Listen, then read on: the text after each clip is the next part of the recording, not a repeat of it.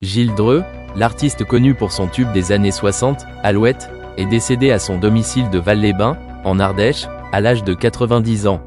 Son décès a été un choc pour sa famille. Pour ceux qui aiment la musique française et ceux qui se souviennent de l'image d'un chanteur qui a laissé une trace particulière dans l'histoire de la musique de ce pays. Bien qu'il n'ait eu qu'une seule chanson, iconique, dans sa carrière musicale, Gilles Dreux a laissé une empreinte indélébile à travers le tube, Alouette, l'une des plus célèbres et des plus appréciées des années 1960 en France. Alouette, sorti en 1968, devient rapidement un phénomène musical et porte le nom de Gilles Dreux vers de nouveaux sommets. La chanson, avec sa mélodie joyeuse et entraînante, a envahi les charts et a été chantée partout, des grands concerts aux petites fêtes. Même si Gilles Dreux n'a pas continué à sortir d'autres gros succès par la suite, Alouette demeure son seul héritage et c'est aussi ce qui le maintient à jamais gravé dans la mémoire du public. C'est une chanson dont, peu importe le nombre d'années qui se sont écoulées, les gens se souviennent toujours avec le sourire aux lèvres et l'excitation dans le cœur. Mais la carrière de Gilles Dreux ne se limite pas à cette chanson.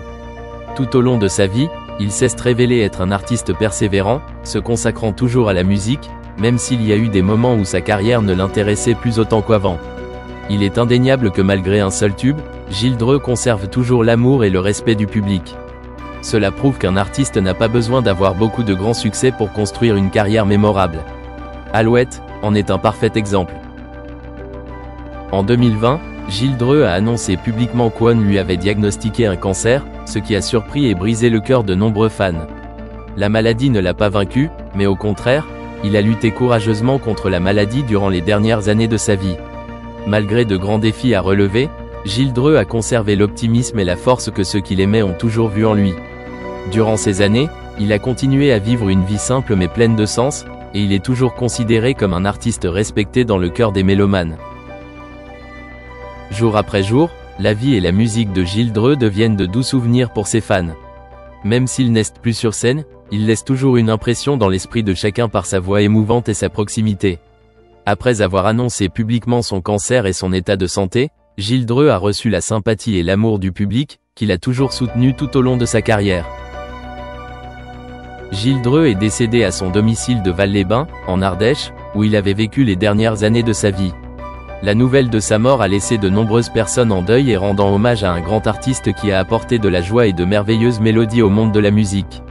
Même si le temps a passé, Alouette résonnera toujours à jamais dans le cœur des mélomanes, et le nom de Gilles Dreux restera toujours associé à cette chanson mythique. Le décès de Gilles Dreux est une grande perte pour la scène musicale française et ceux qui aiment sa musique. Il a cependant vécu une vie mémorable, avec une carrière courte mais mémorable. Une seule chanson, mais suffisante pour laisser une marque éternelle dans le cœur des fans. Et même s'il n'est plus là, Alouette restera à jamais un précieux cadeau spirituel qu'il a laissé à la musique française et à tous ceux qui l'ont aimé. Avec le décès de Gilles Dreux, ses souvenirs ne s'effaceront jamais.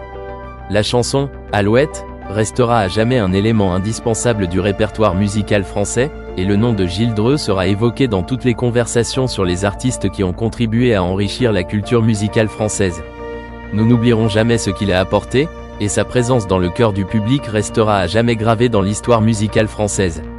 Gilles Dreux, le talentueux chanteur dont les douces mélodies ont conquis le cœur de nombreux mélomanes, a désormais besoin de l'amour et de la sympathie de nous tous. La vie d'artiste n'est pas toujours facile, et Dreux a eu sa part de défis, des moments difficiles aux moments remplis de joie. Cependant, malgré toutes les difficultés, il transmet toujours des émotions authentiques à travers chaque chanson, laissant de profondes impressions dans le cœur des mélomanes. Envoyons notre amour, notre sympathie et notre soutien à Gilles Dreux, afin qu'il sache qu'il n'est jamais seul dans son parcours musical et de vie.